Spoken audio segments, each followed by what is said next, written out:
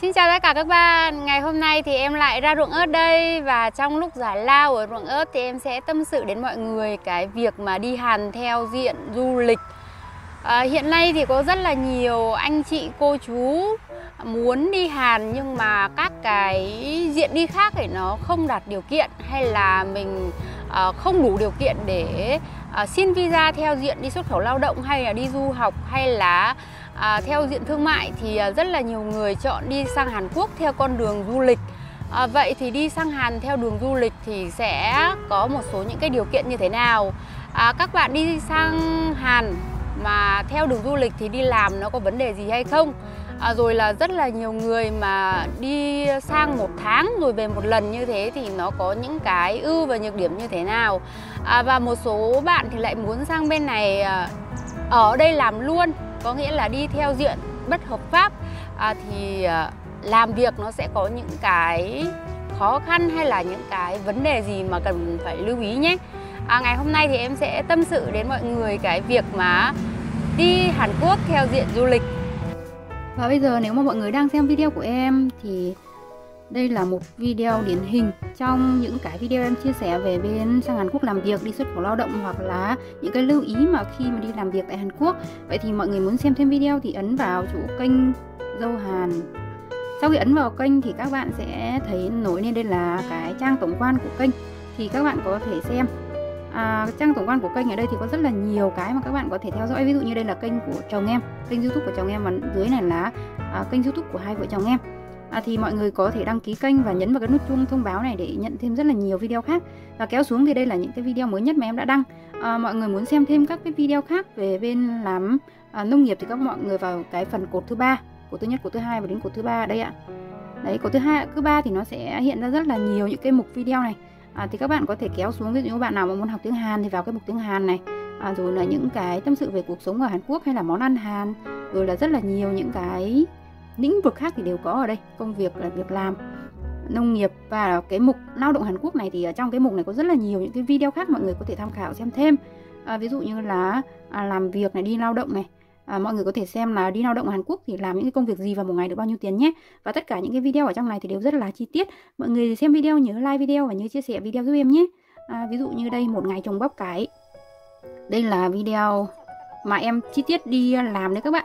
Mọi người có thể vào xem video và nhớ ấn like video. Và dưới này có rất là nhiều những cái video cùng hạng mục đó, và chúng ta có thể ấn vào like và ấn vào chia sẻ. Chia sẻ thì mọi người có thể chia sẻ lên YouTube hoặc là chia sẻ cho bạn bè cùng xem, chia sẻ lên rất là nhiều những cái kênh khác nhau. Dù các bạn sang Hàn theo diện nào đi chăng nữa thì đã xác định là bất hợp pháp ở bên này thì là các bạn phải xác định tâm lý từ ở Việt Nam.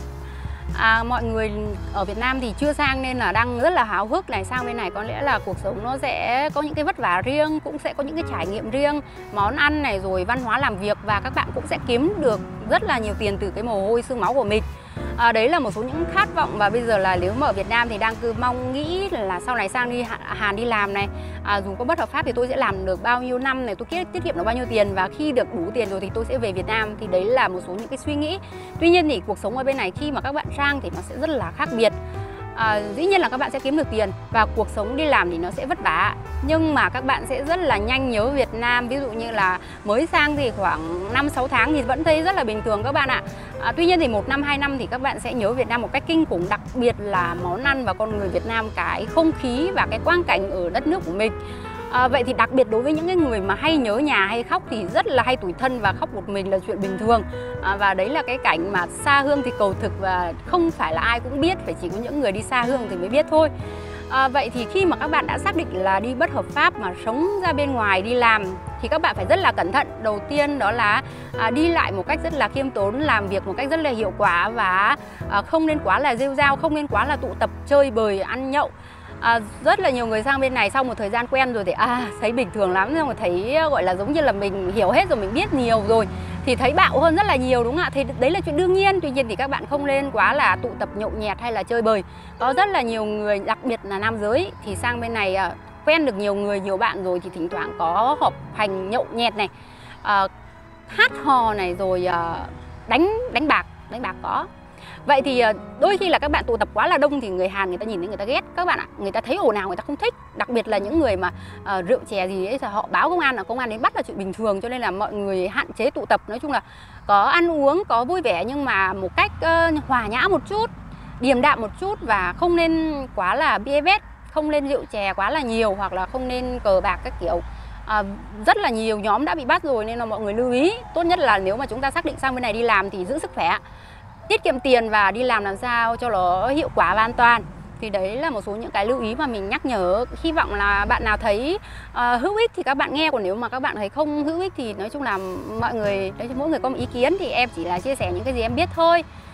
Tiếp theo đó là chúng ta khi mà đã bất hợp pháp thì chúng ta làm đến khi nào thì về, thì đấy cũng là một câu hỏi đúng không ạ? Rất là nhiều người sang bên này làm một thời gian, ví dụ nhiều được 4-5 năm rồi, thấy mệt mỏi lắm, thấy ôi trời ơi tôi không thể ở thêm được ngày nào nữa, tôi phải về ngay, muốn về lắm. Nói chung là như em bây giờ được 2 năm, hơn 2 năm rồi mà em chỉ muốn bây giờ về luôn, về ngay. Thèm cái bát phở, nghĩ đến cái vị của cái món phở Hà Nội thôi mà đã thấy muốn chảy nước dãi rồi các bạn ạ. Dù ở bên này các bạn có đến quán ăn người Việt Nam nấu ấy, các bạn có ăn như thế nào đi chăng nữa thì cái vị của nó không bao giờ có thể giống được như cái vị ở Việt Nam của mình.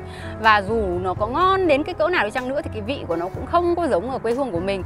Nó rất là khác biệt và nó chỉ giống được khoảng 30% cái hương vị thôi, còn 70% cái hương vị ngon ấy thì nó đi đâu hết. Mỗi lần em ăn thì gọi là giống như là ăn thèm lắm rồi thì ăn cho nó có thôi, ăn cho nó đỡ cái cơn thèm của mình thôi, chứ thực ra thì nó không có đã tí nào, nó không thể giống cái hương vị của món phở ở Việt Nam của mình các bạn.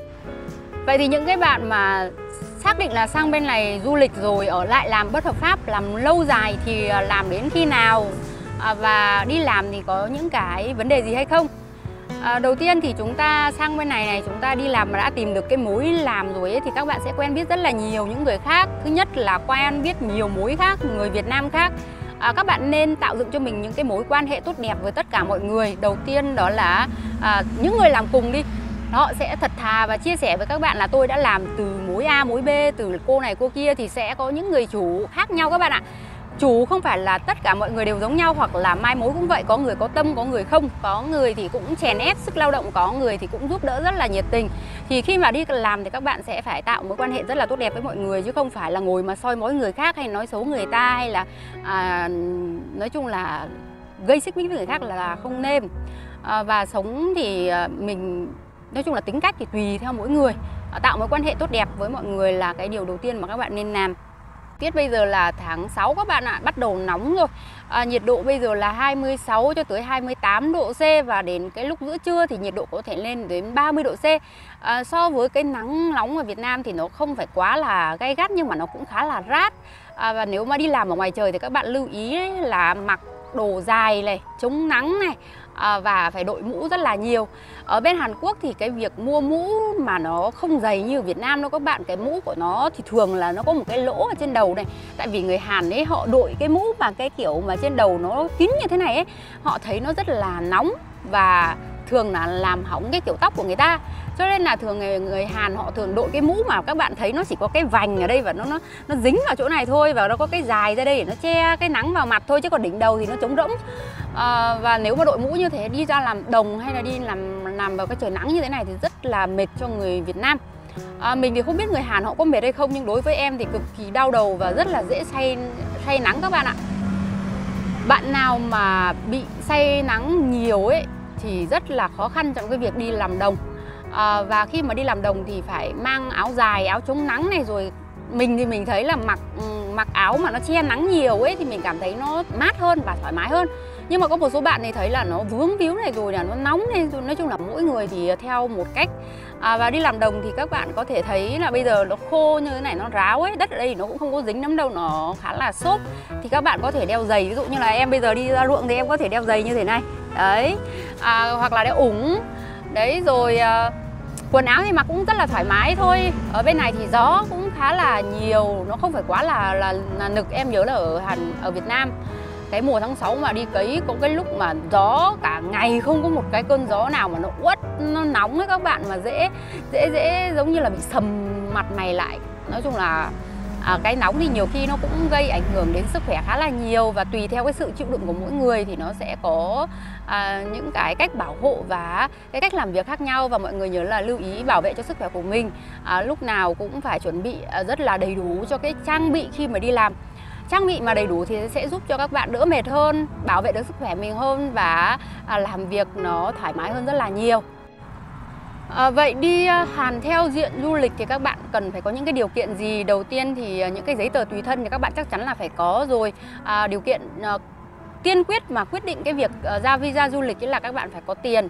Và tiền đầu tiên là các bạn phải chứng minh tài khoản tiết kiệm, giống như là các bạn phải có sổ tiết kiệm ngân hàng, ít nhất là một người là $5.000 trong tài khoản tiết kiệm. Ngoài ra thì những cái chi phí khác như chi phí xin giấy tờ này, rồi các bạn mua vé máy bay, rồi là những cái chi phí như là các bạn phải cầm tiền đi để, ví dụ như các bạn đi du lịch mà bây giờ tôi xin visa du lịch thì tôi phải có tiền, cái chứng minh tài khoản là trong tiết kiệm ấy, để người ta biết được rằng là bạn sang bên này rồi là bạn phải đi về được này, từ tiền đi tiền lại này, tiền ăn ở này, rồi tiền các bạn phải ở khách sạn. Tại vì chúng ta đi du lịch đúng không ạ, nhà thì không có thì dĩ nhiên là phải ở khách sạn hoặc là ở nhà nghỉ gì đó. Thì đấy là những cái chi phí mà người ta nghĩ rằng là cái số tiền mà bạn có thể chứng minh được việc cái bạn đi du lịch sang, rồi là bạn đủ cái chi phí để đi về. Thì đấy là một số những cái chứng minh mà các bạn tiên quyết là phải có. Ví dụ như đi theo diện cả gia đình thì có khoảng $10.000 hoặc là hơn $10.000 gì đấy. Nói chung là mỗi cái diện mà các bạn xin visa du lịch nó cũng có rất là nhiều dạng visa du lịch các bạn ạ. Thì các bạn nào mà muốn đi xin visa du lịch Hàn Quốc ấy thì các bạn có thể hỏi ở bên, thứ nhất là công ty bên xuất khẩu lao động họ cũng làm.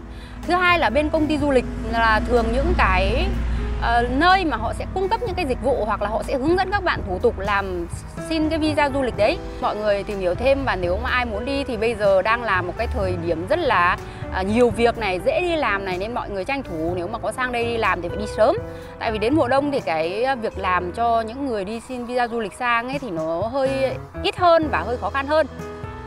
Vậy thì đấy là một số những cái điều kiện và những cái giấy tờ mà chúng ta cần để xin visa, thì mọi người tìm hiểu thêm nhé. Và tiếp theo thì em sẽ chia sẻ đến cái việc là các bạn có visa rồi thì các bạn sang bên Hàn, các bạn đi làm thì thường làm được những cái công việc gì. Tại vì visa của các bạn rất là ngắn hạn, thì sang bên này không phải là các bạn muốn xin việc gì cũng được, muốn đi làm gì cũng được.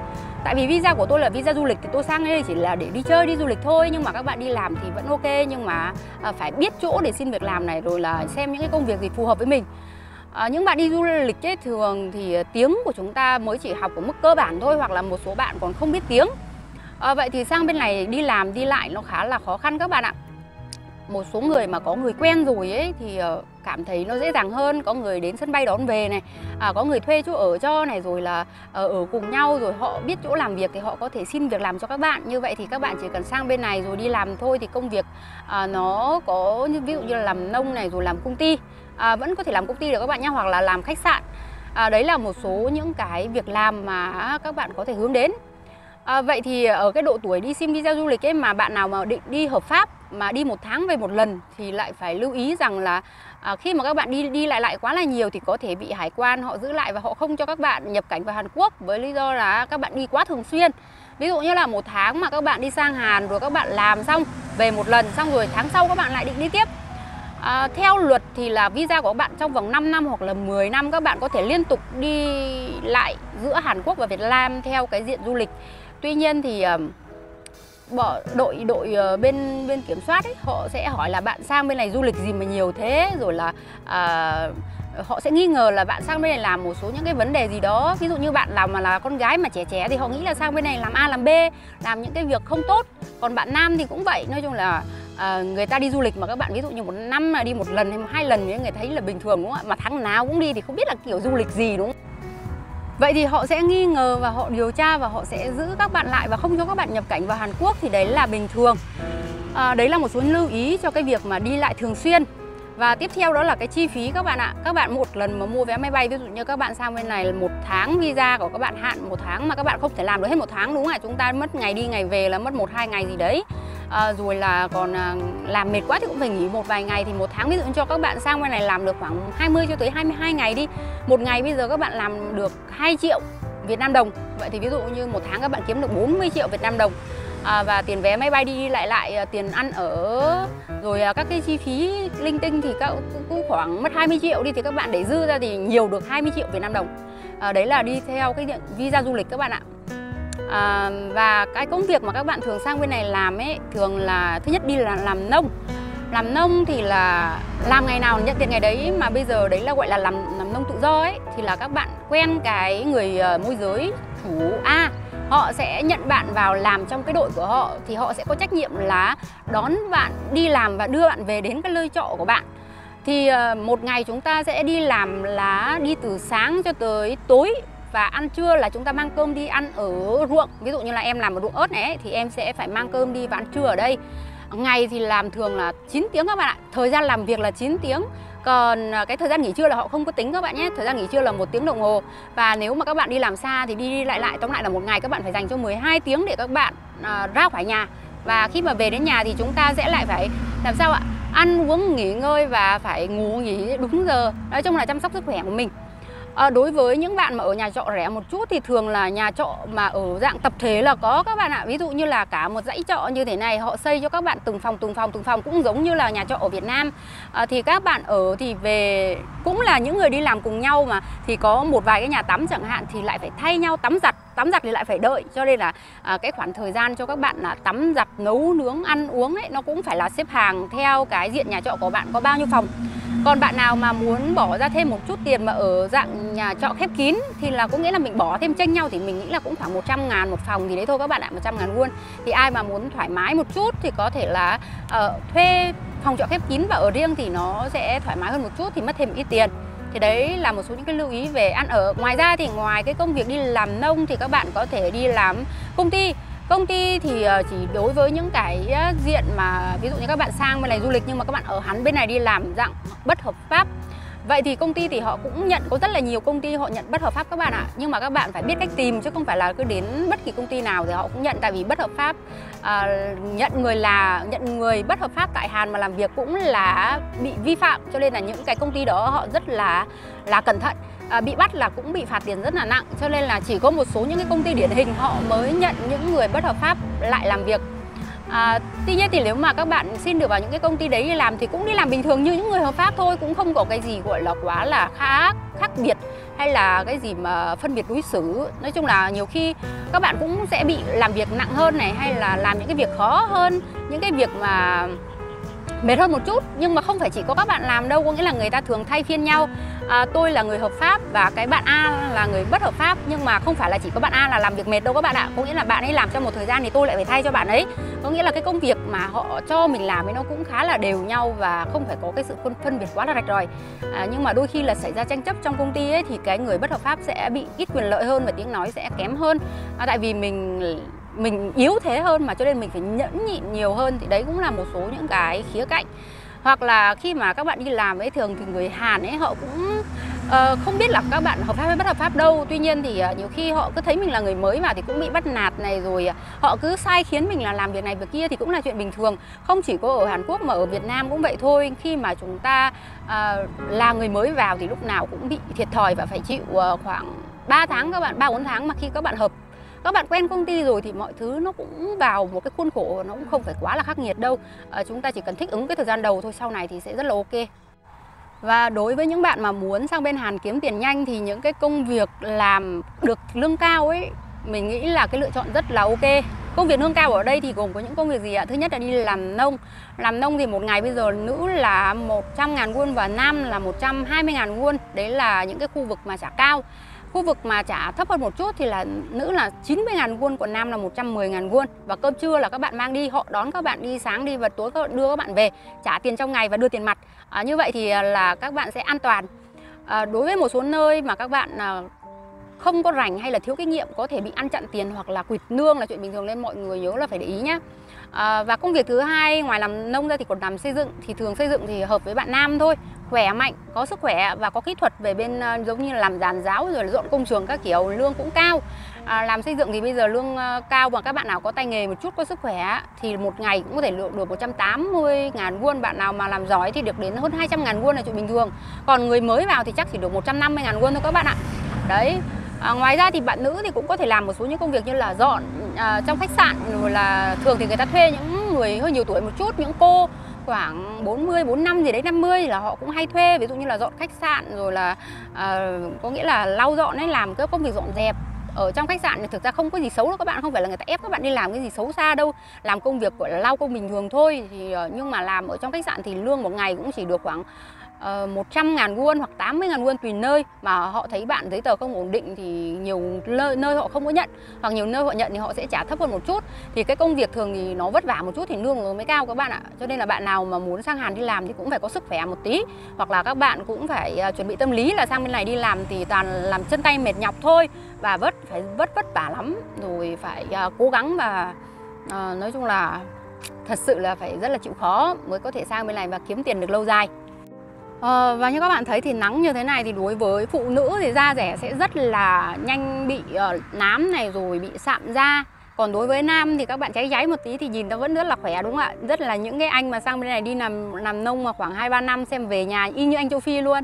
Sang châu Phi khéo người ta còn nhận nhầm là người dân của họ ấy. Như chồng em ấy, các bạn làm nông nhiều mà người Hàn ấy, bây giờ em bảo cho anh sang châu Phi mà nhìn người ta khéo cũng biết là đấy là dân bản địa chứ không phải là người Hàn Quốc nữa. Vậy thì các bạn sang bên này đi làm thì khoảng bao lâu thì các bạn có thể về Việt Nam? Đầu tiên thì cái quyết định đi về ấy là do cái bản thân của bạn quyết định. Tuy nhiên thì chúng ta về sớm hay về muộn thì đấy cũng là một vấn đề.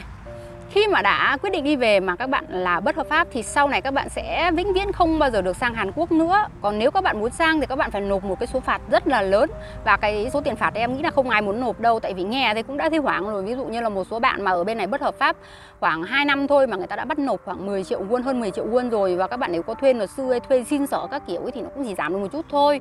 Và phải nói với các bạn là số tiền phạt rất là lớn. Hoặc là một số bạn ở bên này khoảng 5-7 năm rồi thì cái tiền phạt của nó phải lên đến 30 triệu won đến 40 triệu won là chuyện bình thường các bạn ạ. Vì vậy là thường những người bất hợp pháp mà đã xác định về Việt Nam thì không có chuyện nộp phạt đâu, và chỉ có ra khai báo là tôi muốn tôi là bất hợp pháp ấy, tôi về bây giờ tôi định về Việt Nam ấy thì tôi khai báo ra thì họ sẽ cho các bạn mua vé máy bay và về bình thường thôi, và sẽ không bao giờ cho các bạn sang Hàn Quốc nữa. Vì vậy là khi mà các bạn đang ở bên này, các bạn kiếm được một số tiền một tháng là 40 triệu Việt Nam đồng và ăn tiêu đi rồi thì để ít nhất cứ được cho 20 triệu Việt Nam đồng đi.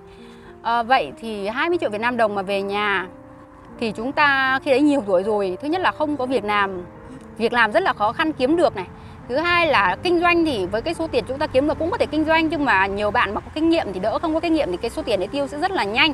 Ở bên này mà 5-7 năm chúng ta tiết kiệm, ví dụ như là có bạn thì được mấy trăm, có bạn thì được vài tỷ, đấy là tùy theo cái năng lực làm việc của mỗi người, đúng không ạ? Thì với cái số tiền về nhà thì lại phải làm sao ạ? Nghe cái danh Việt kiều mà các bạn đi Hàn xuất khẩu lao động mấy cái gì mà kiếm nhiều tiền lắm, mà về lại phải quà cáp ABC, xong rồi lại còn phải này nọ, thì cái tiền mà các bạn có nghĩa là mất đi ngoài lề rất là nhiều. Tiếp theo là về mà không có công ăn việc làm mà cái số tiền của chúng ta mà tiêu trong vòng 1 năm thôi là cũng đã tốn hết rất là nhiều. Vì vậy là nhiều bạn làm sao ạ? Về Việt Nam rồi mà muốn qua lại không qua được. Vì vậy là các bạn khi mà ở bên này thì muốn về lắm, nhưng mà về rồi thì lại muốn sang lại không sang được. Thì đấy là cái thực tế rất là nhiều người như vậy. Tại vì về nhà làm sao ạ? Kiếm việc làm rất là khó, hoặc là cái xã hội nó thay đổi rất là nhiều một cách mà mình bây giờ không thể theo kịp. Các bạn ở bên Hàn các bạn đi làm khoảng mấy năm vất vả, về Việt Nam rồi thì nghĩ là mình sẽ có số tiền mình kinh doanh gì đấy, nhưng mà về lại không biết kinh doanh cái gì hay là chưa có kinh nghiệm kinh doanh thì có thể sẽ bị thua lỗ, rồi là cái số tiền chúng ta đầu tư ra thì này nọ, rồi là cái tiền đấy là cái mồ hôi xương máu của chúng ta làm bao nhiêu năm thì đôi khi là nghĩ là sợ mất chứ ạ, đúng không ạ? Bây giờ kinh doanh đầu tư ra cái gì mà bây giờ bạn chưa có hiểu rõ hay là bạn không có biết thì rất dễ bị thua lỗ, là cái số tiền đấy tự dưng mà mất đi thì ôi trời ơi, hàng 5-7 năm tôi cày cuốc ở bên Hàn Quốc, bán mặt cho đất bán lưng cho trời, rồi là dầm mưa dãi nắng bao nhiêu là vất vả khổ cực, nghĩ thế là sót.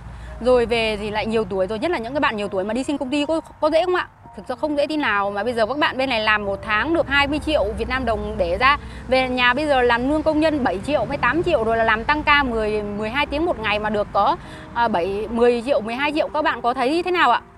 Ôi giời ơi, thấy nó chán thấy nó khập khễnh, thấy nó bấp bênh.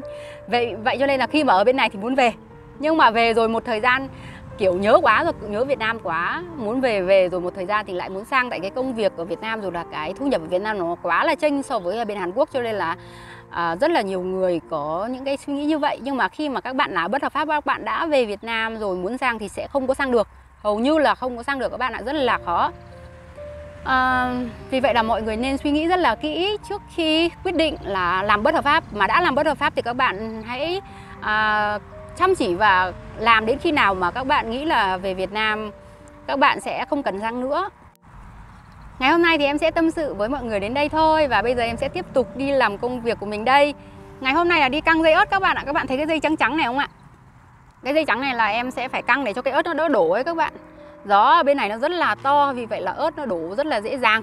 Em phải căng ra đây rồi để bảo vệ cho cái cây ớt nó đứng vững như thế này. Và một cái ruộng ớt nhà em rộng như thế này bây giờ mới căng được khoảng 30% thôi, và còn 70% nữa. Rất là nhiều. Và trời bây giờ đang rất là nắng và khá là nóng.